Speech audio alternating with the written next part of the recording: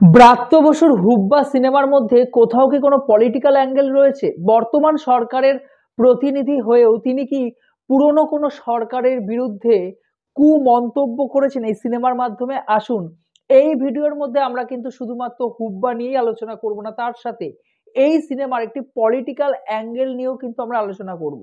নমস্কার বন্ধুরা, সাহা টকিজে আপনাদের সকলকে স্বাগত। আমি আকাশ রায়। এখন আমরা হুব্বা হুব্বা সিনেমাটার কিন্তু রিভিউ করব। এটা ব্রাত্য বসুর ৫ নম্বর ছবি।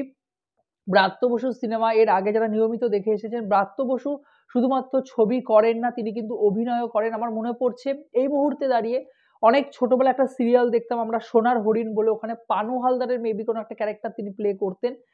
পরবর্তীতে তিনি প্রচুর সিনেমায় কাজ করেছেন।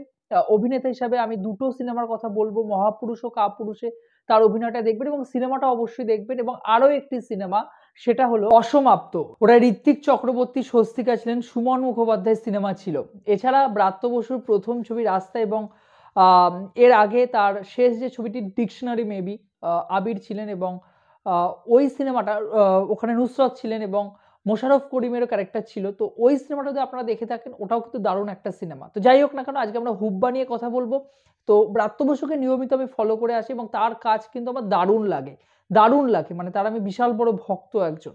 তো তার সিনেমা এবং তার সাথে কিন্তু মোশাররফ করিম, এই মানুষটাকে নিয়ে আলাদা করে আমি বলতে চাই, মোশাররফ করিম, হ্যাটস অফ। আপনার অভিনয় জাস্ট মুগ্ধ করে গেছে। গোটা সিনেমাটা কেমন হয়েছে সেটা নিয়ে আলোচনা করব। তবে সবথেকে বড় বিষয় যেটা হলো, বাংলাদেশের একজন এত বড় মাপের অভিনেতা, এত শক্তিশালী একজন অভিনেতা, চঞ্চল চৌধুরী, মোশাররফ করিম দুজনেই আমার অত্যন্ত প্রিয় দুজন মানুষ। এবং আপনারা দেখুন অভিনয়টা একবার, মানে গোটা সিনেমায় তার দিক থেকে কিন্তু চোখ ফেরানো যাচ্ছে না। অসাধারণ, অসাধারণ, অনবদ্য জাস্ট।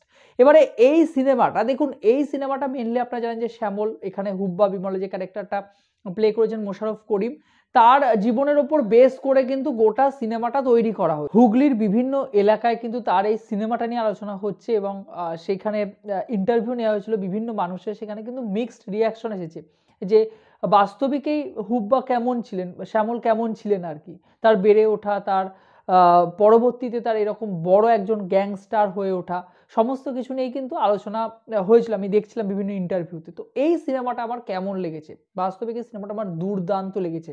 আপনারা হলে গিয়ে সিনেমাটা একবার দেখে আসুন। মানে এরকম গ্যাংস্টার ধর্মী যে সিনেমাগুলো হয় আর কি, সেগুলো কিন্তু আমাদের বাংলায় খুব একটা দেখা যায় না।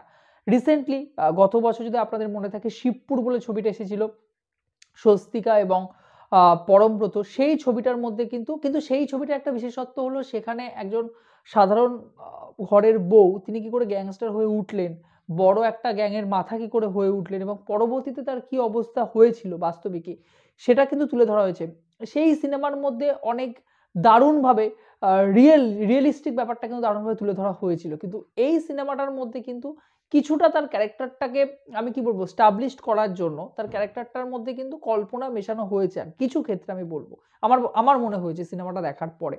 তো এইটা কিন্তু শুধুমাত্র ব্রাত্য বসু করতে পারে, বা আপনার ক্যামেরার কাজ জাস্ট অসাধারণ, জাস্ট অসাধারণ। তো এই গল্পটা কিছুই নয়, হুব্বা বিমল এখানে যে ক্যারেক্টারটা মোশাররফ করিম প্লে করছেন, বাস্তবিকেই তাকে সিআইডি খুঁজছে, চোর পুলিশের খেলা। পরবর্তীতে যখন ধরা দেবেন আর কি মোশাররফ করিম, তাকে যখন গ্রেপ্তার করে নিয়ে যাওয়া হয় জেলে, তার এই যে বড় হয়ে ওঠা এবং তার এই যে গ্যাংস্টার হয়ে ওঠার যে গল্প, সেটা তিনি নিজের মতো করে বলেন আর কি। বাস্তবিকই কিন্তু অন্যরকম, কিন্তু নিজের মতো করে তিনি গল্পটা বলেন সিআইডিকে। পরবর্তীতে আমরা আসলটা জানতে পারি এবং বাস্তবিকে তার যে গল্পটা, সেটা কিন্তু গায়ে কাটা দিয়ে উঠবে এবং শেষ অবধি এই গ্যাংস্টারের হুব্বা বিমলের কি অবস্থা হয়, পুলিশ কি তাকে জেলে রাখতে পারে, এটা জানার জন্য আপনাদেরকে কিন্তু হলে গিয়ে হুব্বা সিনেমাটা দেখে আসতে হবে।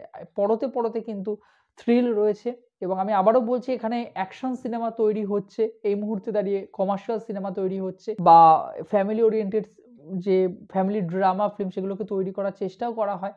কিন্তু অল্প বাজেটের মধ্যে দাঁড়িয়ে এরকম ধরনের একটা কাজ, এরকম জনারের একটা কাজ, সেটা কিন্তু সত্যি দেখার মতো একটা বিষয়। এবং আপনাদেরকে আগেও বলেছি যে ব্রাত্য বসুর কাজের মধ্যে একটা ইউনিক ব্যাপার কিন্তু থাকে সবসময়, ঠিক আছে? তার ক্যামেরার কাজ বলুন, তার বিজিএম এর কাজ বলুন, জাস্ট অসাধারণ। এবং এই কাজটাও কিন্তু তার থেকে বাইরে নয়। এবারে এই সিনেমাটার পজিটিভ পয়েন্ট, এই সিনেমাটার প্রথম পজিটিভ পয়েন্টের গল্প এত সুন্দরভাবে এক্সিকিউশন করেছেন পরিচালক, এত সুন্দরভাবে ডেভেলপ করেছেন পুরো গল্পটাকে। ২ ঘন্টা ১৫ মিনিট কোথাও আপনি কিন্তু বোর হবেন না। কোনো সিনকে এক্সট্রা রাখা হয়নি, এমনকি গানগুলো যথোপযুক্ত। গানগুলো নিয়ে আমি আলাদা করে বলবো অবভিয়াসলি। আচ্ছা, এর সেকেন্ড পজিটিভ পয়েন্ট মোশাররফ করিমের অভিনয়। লোকনাথ বাবু কিন্তু আগে শুধুমাত্র সিরিজে কাজ করতেন, ছোট, ছোট ভূমিকায় তাকে সিনেমায় দেখে এসেছি। কিন্তু গত বছর তিনি বহু কাজ করেছেন এবং এবছর দাঁড়িয়ে মোশাররফ করিমের একদম বলা যেতে পারে তার ডান হাত আরকি। তাকে এমনভাবে তুলে ধরা হয়েছে, লোকনাথ বাবু কিন্তু দুর্দান্ত অভিনয় করছেন বাংলায়, দুর্দান্ত অভিনয় করছেন। অন্যদিকে যদি আমরা অন্যান্য ক্যারেক্টার ইন্দ্রনীলের কথা বলি, ইন্দ্রনীল সেনগুপ্ত, তার ক্যারেক্টারটা খুব সুন্দর। তাকে অ্যাজ ইউজুয়াল আমরা যেরকমভাবে দেখে এসেছি, এই ক্যারেক্টারটার মধ্যেও সুন্দরভাবে দেখানো হয়েছে। হ্যাঁ, তবে তার ক্যারেক্টার একটা ব্যাক স্টোরি কিন্তু রয়েছে। এত সুন্দরভাবে সেটাকেও দেখিয়েছেন এইটুকু সময়ের মধ্যে পরিচালক। এটা কিন্তু একটা ভাবার বিষয়, দেখার বিষয়, বোঝার বিষয়।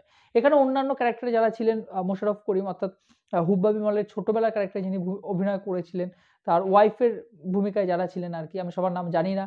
তারাও কিন্তু সত্যিই খুব ভালো, দুর্দান্ত অভিনয়। এখানে অভিনয়ের দিক থেকে কিন্তু টপ নচ সবাই আরকি। এবং ওই যে ওই যে মানে ব্রুটালি নৃশংসভাবে দেখানো হচ্ছে, মেরে দেওয়া, কেটে দেওয়া লেভেল, ওই ভায়োলেন্স যে দেখানো হয়েছে, ওগুলো কিন্তু আপনাকে এনগেজ করে রাখবে। থ্রিল মুভমেন্ট গুলো কিন্তু দেবে এবং বাংলা সিনেমায় এরকমভাবে কিন্তু নৃশংসতাকে দেখানোটা একটা বড় ব্যাপার আরকি। আমরা কিন্তু এর আগে শিবপুরে দেখেছিলাম তার কিছু ঝলক।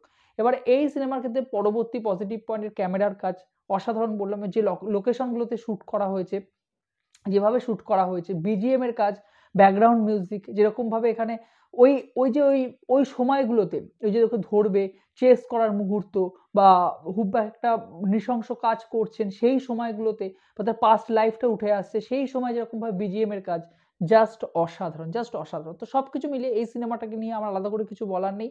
আপনারা হলে গিয়ে সিনেমাটা একবার দেখে আসুন। এবার যদি আমি নেগেটিভ পয়েন্টের কথা বলি, দেখুন নেগেটিভ পয়েন্ট আলাদা করে আমি কিছু বলতে চাই না। তবে প্রথমেই বললাম একটা পলিটিক্যাল অ্যাঙ্গেল কিন্তু রয়েছে।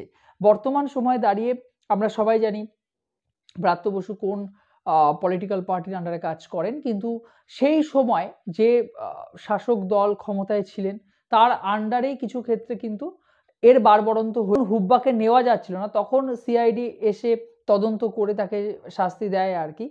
তো কিন্তু তার আগে শাসক দলের যে পোরশনটা দেখানো হয়েছে, এটা কিন্তু কোনোভাবে আমার প্রচুর বন্ধুরা আমাকে মেসেজ করেছিলেন বা আমি দেখছিলাম বিভিন্ন জায়গায় লেখা হয়েছিল যে পলিটিক্যাল কোনো প্রোপাগান্ডা কি ছড়ানো হচ্ছে এর মধ্য দিয়ে ২০০৫ সালের সেই পার্টির বিরুদ্ধে, আমি নাম করছি না আলাদা করে, সেই শাসক দলের বিরুদ্ধে বা সেই সময় যারা ছিলেন সেই সময় দায়িত্বে তাদের বিরুদ্ধে, তারাই কি মদতপুষ্টে এই পুরো ঘটনাটা ঘটেছিল? তা কিন্তু একদমই নয়। বাস্তবিকেই সেই সময়ের একটা হাত অবশ্যই ছিল। সেই সময় মানুষদের পেছনে তো অবভিয়াসলি পলিটিক্যাল পার্টির এখনো রয়েছে। গুন্ডা বদমাশরা সবসময় থাকে। কিন্তু পরবর্তীতে কিন্তু হাত ঝেড়ে ফেলেছিলেন তারা এবং কি হয়েছিল শেষ অবধি পরিণতি, সেটা কিন্তু আমরা সিনেমাতেই দেখতে পাবো আরকি। এত বিতর্ক যদি আমরা বাদ দিই তাহলে কিন্তু এই সিনেমাটা একটা দুর্দান্ত কাজ। আপনাদেরকে বলব আপনারা কিন্তু মোশাররফ করিমের হুব্বা সিনেমাটা হলে গিয়ে একবার দেখে আসুন। আর যদি দেখে থাকেন আপনাদের কেমন লেগেছে অবশ্যই আমার কমেন্ট বক্সে জানাতে ভুলবেন না। ভিডিওটি ভালো লেগে থাকলে চ্যানেল নতুন যোগ দিতে থাকে চ্যানেলটাকে অবশ্যই সাবস্ক্রাইব করে দিয়ে যাবেন বন্ধুরা। জয় হিন্দ।